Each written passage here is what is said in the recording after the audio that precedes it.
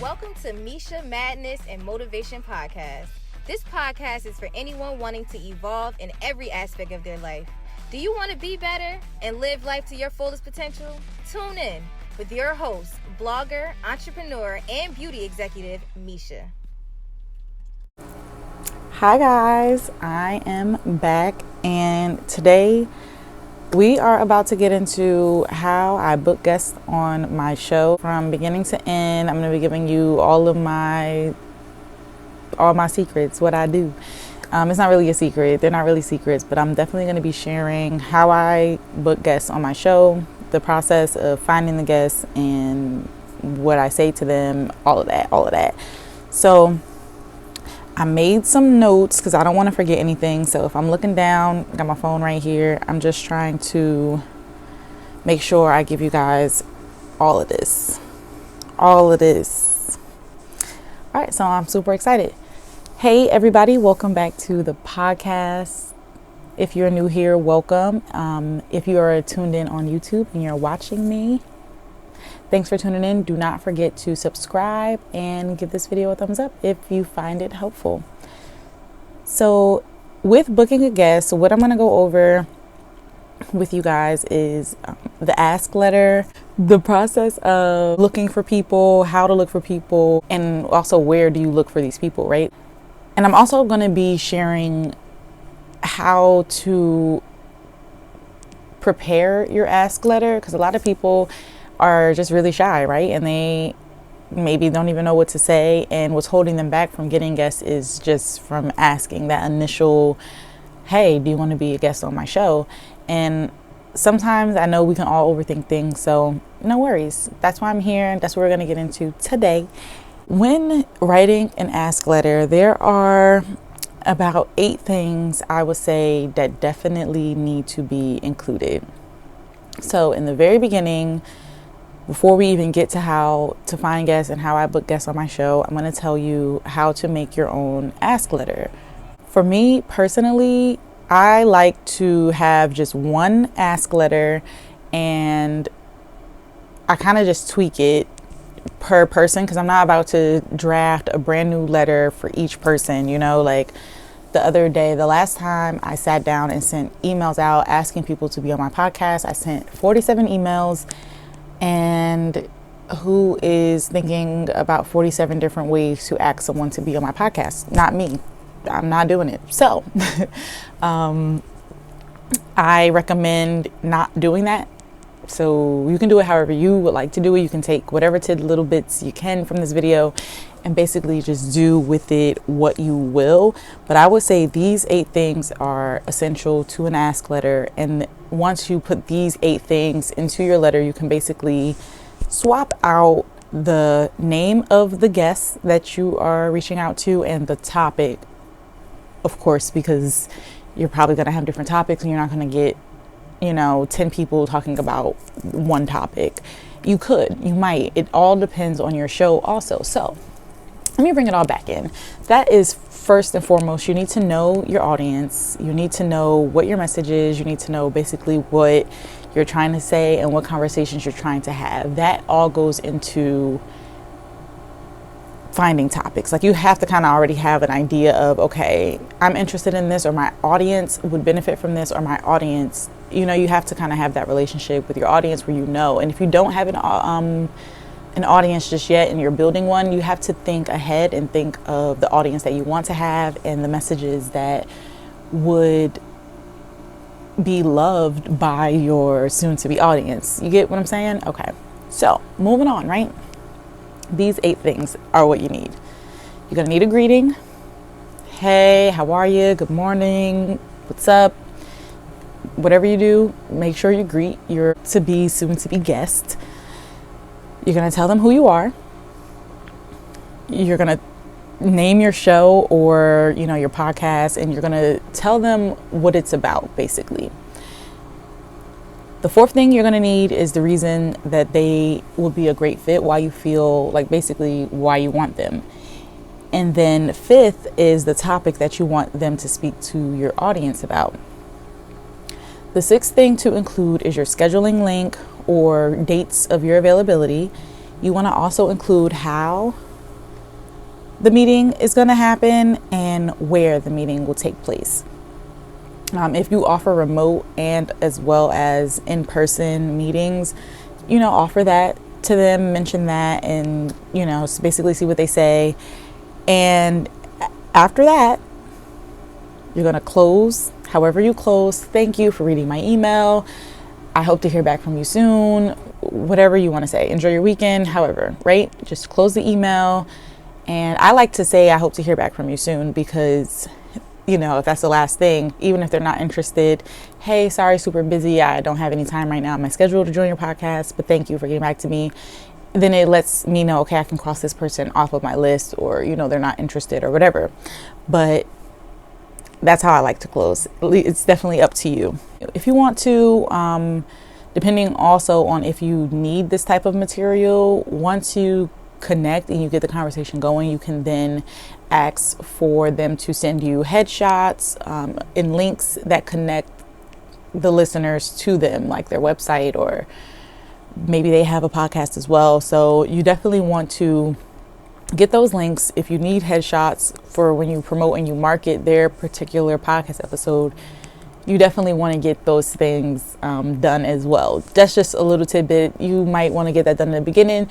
You might figure once the podcast episode is done, you could just shoot them an email. It's completely up to you. And another thing that is completely up to you, or the guests, depending on their preference and your preference, I always like to give an option. It also depends on the type of show that you have, right? So what I'm talking about is sending over a list of questions that you plan to ask your guest. So sometimes if a guest is having any questions, or they're like not knowing about something, sometimes they will definitely ask away. But then you also have some people who are a little bit more reserved, and they'll wait until the meeting and they'll ask you the questions. Either way, sometimes they'll ask, or they'll be like, I was just wondering. And then, you guys will get into that. I find it more efficient to just kind of put everything out there and try to cover all corners, let them know how, where, everything, not my expectations, but basically how I run recording my podcast episodes. And I kind of just try to cover all corners for them to make them feel as comfortable as possible, because they're a guest at the end of the day. I'm looking for them to be a guest at the end of the day. So those are just like a few recommendations. Getting to basically how I go about this. So that's your ask letter. And at the end of this video, I will basically read to you what an ask letter may look like from me. I'll just type one up really quick. And just so you can have an idea of how it will sound and flow like. And, I want you guys to be creative and definitely let your personality shine through. But just so that you guys know, right? So I would definitely do that at the end of this video. But next, I want to get into the 5 steps that I wrote down as far as booking a guest on my show. So first thing I do is I write a general ask letter, which I just told you guys how to do. So you can write a general ask letter, right? And with writing the general ask letter, you're going to leave some spaces blank, a space for their name and a space for the topic that you want them to speak about.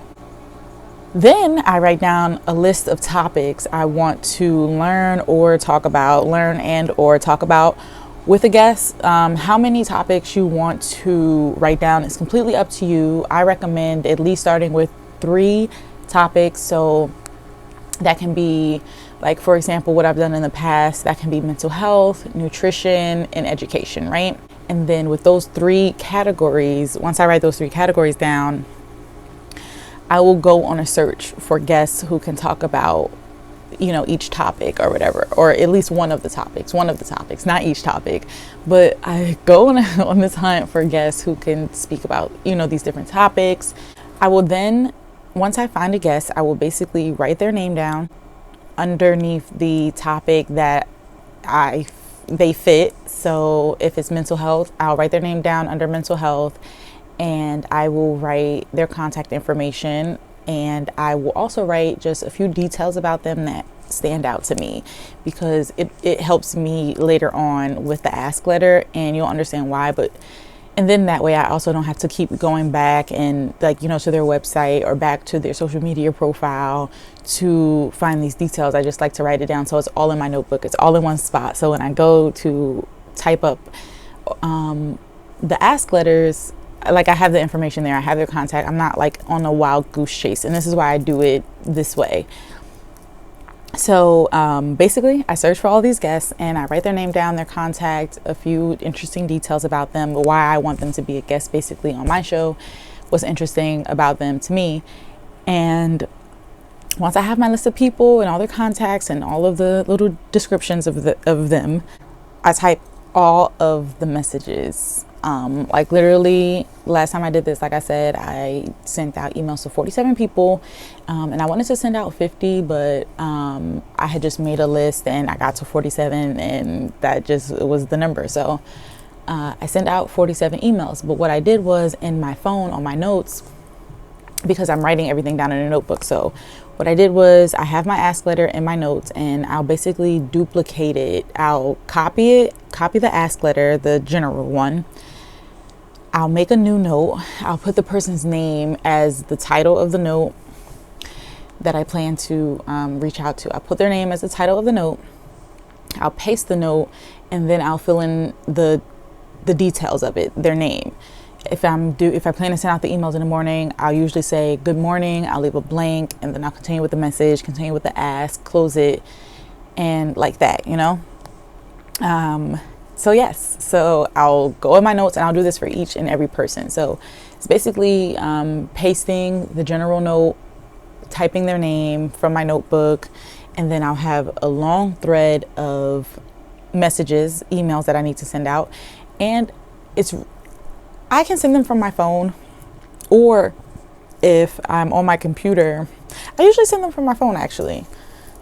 I don't know that I've ever sent them from my computer. I probably send them from my phone because I type them on my phone, and I always double check. So basically I'll type all of the things in the thread, but as I go along I'll proofread. So I'll type it up, I'll proofread it, I'll go on to the next one, and then I'll proofread it before I copy it to send in the email, and then I'll proofread it again before I hit send in the email. So that's how I kind of just stay on my proofreading stuff. Errors happen. I'm sure I've sent emails before where just not even making, I don't want to say it wasn't making any sense, but you know, just not even the way of spelling a certain word or not the correct punctuation, but it hasn't stopped anyone from responding to me. So I don't really think it's that big of a deal, but definitely proofread because you don't want to sound like an idiot.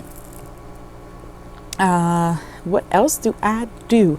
So yeah, so that's basically all I have typed. Those are the 5 things. Write your ask letter, write down a list of topics you want to talk about, at least 3. Go on a search for your guests. You find them, you write down their name, their contact information, a little description of them because it'll help you when you're drafting the ask letter. Type all of your messages out, proofread, and email them, you know. And I wanted to send out 47 emails because I wanted to send out 50, but I sent out 47 emails because I personally, and I encourage people to do more than what you need, or like go beyond what, you know. So like I was kind of expecting out of 50, I was hoping to get at least 25 guests. Just realistically, I'm like, okay, at least 50% of people should respond back to me. And then that's also going off of, have these people been active on their social medias accounts like lately, or does it say that they, you know, they haven't posted in months or years? So I still reach out to people even if they haven't been active on their socials, because I know sometimes we can all be kind of silent on socials, but still very active and looking at different things and seeing what's going on. So I never want to count anyone out just because they're not active on socials. And you guys also know that I have been not active on socials for mad long, and I'm clearly super active in real life. So I never want to count anyone out. Like, that doesn't mean that what you have to say or share isn't valuable just because you're not out here on social media, you know? But yeah, that's basically how I do it. And out of the 47 emails that I just sent so far, I've done 10 interviews, and I have booked 13 interviews. Out of the 13, I've done 10 so far. So I'm looking to start responding to a few more emails, because I'm still getting responses back. And that's another thing. Everyone's not going to respond in the time. Like, everyone's not going to respond in a day. Everyone's not going to respond in an hour. Some people might not respond in a week. So like this week alone, people have emailed me and they're like, hey, I hope it's not too late. I would love to get back to you. Or, hey, I hope it's not too late. I was dealing with some health issues that were really serious, but everything's looking good now. Like, let's connect. So really just like take the chance in the email. The worst they can say is no. And I mean, is it even really like a bad thing if someone tells you no? I don't think your show's a good fit for me. If they don't feel like it's a good fit for them, it's probably not a good fit for them. And you don't want anyone on your show who doesn't really want to be there. You can definitely feel the energy. You can hear it in their tone and everything like that. So you want to keep the vibes high. You want to, just keep the energy good. And those are basically my tips for booking people on your podcast. Definitely also do your research. So like when you're finding these people and you're trying to fill in your topic buckets with guests, definitely do your research. Make sure that they are who they say they are, basically, and go and just listen to some of their podcasts or watch some of their live streams, or read some of their books. Like there was a guest who I purchased her book, and it was like maybe like 100-page book, and I flipped through and I read the entire book because I'm about to have you on as a guest. And it is just, do your research, do what you need to do. There are also times where I have guests who I don't have time to read your entire book, but it's also just so very helpful if you do have that time to just do the research. It makes a difference. It makes a huge difference in the way the interview goes. And then it also helps with helping the guests to feel really, really comfortable. Like when you know something that they're like, oh wait, how do you know that? And then they kind of tell you more, and they're like, wait, you're really interested in me. You really took the time to get to know me before bringing me on. Like you are, like you really want me as a guest. And when they realize that, it kind of not shuts their guard down, but yeah, it shuts their guard down. Like it takes their guard away, and it just makes for more organic conversation. And I love organic conversation, which is why I usually actually don't send a list of questions to my guests. I always offer, I say, hey, I can send you a list of questions if it's going to make you more comfortable, but just know I may or may not ask all of those questions, and I may have some other questions, because I do draft questions for my interviews, but they're just kind of like questions in case, like, you just never know. I just like to be prepared, right? So I'm going to have 10, 20 questions, but if we start talking and none of these questions come up, they don't come up, as long as I get a good conversation and there's value and there's content, So I don't like to like constrict myself and put like a box around, okay, no, we're going to ask this question and I need you to know an answer for this. I kind of just like to keep it very chill. And if I do have questions where it's like, okay, this person might be caught off guard about this question, in the first 5 minutes of us like meeting, before we even begin to record, I like to just, sometimes, it all depends on the vibe, but this is just me. I go off vibes, clearly. But I go, okay, well, I have a question here about blah, blah, blah. Like, I did an interview with someone and they had recently lost their father. And though that's something that was out there on their social media, it's like, but are they comfortable talking about it? And because I don't send questions right before we got started, I'm like, hey, how are you today? We're talking, just catching up. They're telling me, that they just traveled back to Thailand and just talking, right? Coronavirus had just started, so we were just kind of talking about that, and it was just crazy. And then I was like, before we get started, I just want to let you know, the questions that I have are basically basic. They're asking, about you, your story, blah, blah, blah. And I was like, and I also do have a question here about, you losing your parent and how that affected you. Just so that when I ask, it's not like, oh my God, my walls have to go up because I wasn't expecting this person to ask me such a personal question. So I just like to stay very aware, and I always try to come from a place of love, definitely, because I wouldn't want to go and be a guest on someone's podcast and they've dug up all of this stuff and you're just not expecting these questions, I mean, I'm sure it happens in the world. And if you are open to being a guest, I'm like, maybe you should be prepared for that. Maybe, you shouldn't have to be prepared for stuff like that. I just dropped my phone. But if you're coming on my podcast, I'm definitely going to prepare you for I don't want anything coming left field. I just want everything to flow and be good. So happy guest booking, and let me know how it goes for you guys. Before I go, let me read basically an ask letter and how it would sound. So, if I were asking you to be a guest, let's say your name is Pretend Guest. So I would say, good evening, Pretend Guest. I hope you're doing well. My name is Mishia, and I am the host of Mishia's Madness and Motivation podcast. My podcast was created to encourage people to continuously pursue their dreams, help people navigate life by talking about various life topics, and I will be thrilled to have you as a guest on the show. I'd love for you to share your advice. I read your story and I think you have a powerful one to share. If you would like to accept my invitation, please click my scheduling link and pick a date and time that best fits your schedule. I hope to hear from you soon. Have a great night. I think everything that needs to be said. And then they'll hit you back and they're going to be like, yeah, I would love to be on Mishia's Madness and Motivation podcast. Are you kidding me? Sounds amazing. And that's basically how you start the connect and how you network out here and meet different people and stay connected. Once you make these connections, there's nothing severing these ties, So with that, happy guest booking. I hope you have so much fun networking and meeting a lot of people. I hope you make the best connections and that you have fun while doing it.